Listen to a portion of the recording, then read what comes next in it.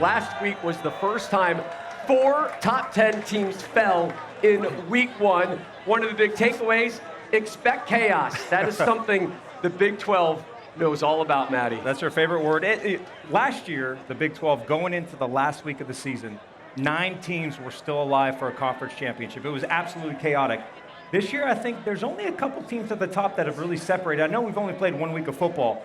TCU, they dominated Bill Belichick Monday night. Josh Hoover's a stud at quarterback. That was a team that won 9 games last year. Keep an eye on them. I love Utah this year, Coach. They got a real shot to get to the college football playoff. They're dominant up front on both sides of the ball. And also Devin Dampier. We're going to talk about him a little bit later at Heisman. He's a stud. And last but not least, I think Iowa State Cyclones have a real shot to win the Big 12 championship this year. Over the last 3 years, they are the winningest team in the Big 12. They may have the best player in the country that no one talks about in Rocco Beck. Okay. Guys, they haven't won a conference championship since 1912. It's been a while. Maybe this is the year, Brady, for the Iowa State Cyclones. 1912. Good one, It's been a while. And think about that, the history of that, just what they could accomplish this season. I think that stood out to me the most, though, was really the young quarterbacks who are taking over, in particular big programs, but just the freshmen, too. Like, I go back and I look at a player like Bryce Underwood of Michigan.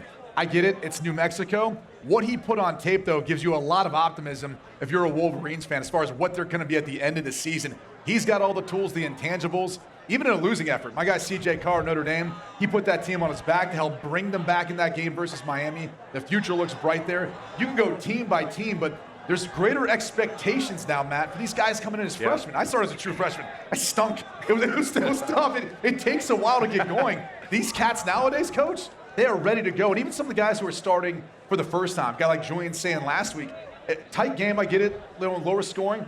He kind of came out right out the gate ripping it, though. And that's a matchup you want to talk about because you think that's maybe not the last time we see Ohio State and Texas square off? Yeah, at the end of the day, you have to have great defense. You saw Ohio State and Texas have incredible defense. Watch closely. Those offenses in the next 4 weeks will look completely different because no longer you have Arch Manning, Julian Sandy, and young quarterbacks. As you grow, you become a veteran after about 4 weeks. You start calling the game much different. My biggest concern with Texas, though, I know Ohio State played great defense, is the offensive skill. I was shocked. Brady, no one was open. You can blame Arch Manning all you want, but you're back to pass. You have to expect your offensive skill. Texas, I think they have much better skill. They did not show it against Ohio State. And again, the red zone issues surfaced. Ohio State defense played great under Matt Patricia on defense. However, the red zone issues, if they score those 2 times inside the 10-yard line, obviously a much different ball game in Columbus, Ohio. I'm going to take it to the SEC. Obviously, we've been talking about, is there this changing of guards? Is there one team in particular you want to talk about? No, I don't even want to talk about that. I'm just going to let that slide. You know what I mean? Number 1 team in the nation goes to Columbus. They go down. I don't want to talk about Alabama. You know, everybody saw what happened. But LSU, Garrett Nussmeier, the real deal. He showed that he ain't new to it, he true to it. You know what I mean? Yeah. The defense was flying around, playing very motivated, playing fast. Receivers, playmakers on the offensive side of the ball. Not only is LSU probably the best team in the SEC right now, but they definitely look like one of the best teams in the country right now. Yep, made a statement.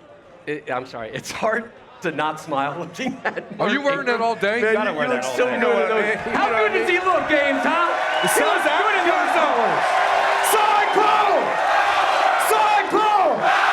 Cyclone! Cyclone! Let's go!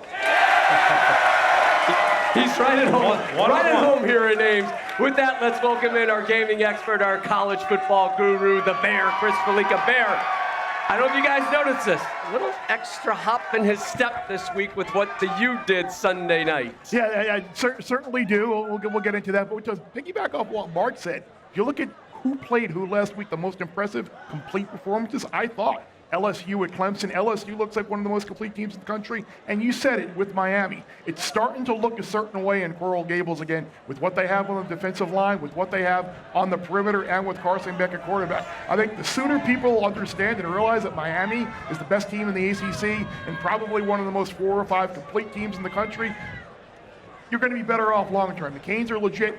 And what we said about earlier about Coach Meyer and his team in Utah, and Mark brought that up as well. What they did to UCLA last week with Dampier at quarterback, they have a real chance to go 12-0 in running their schedule. They have Arizona State at home. They got a big one with Texas Tech and Salt Lake in a couple of weeks. The Utes to finish 12-0 is not out of the realm of possibility. Hey, thanks for watching. If you enjoy that clip, make sure you click subscribe somewhere down here. From game highlights to exclusive interviews and rankings, we've got everything you need as a college football fan right here, College Football on Fox.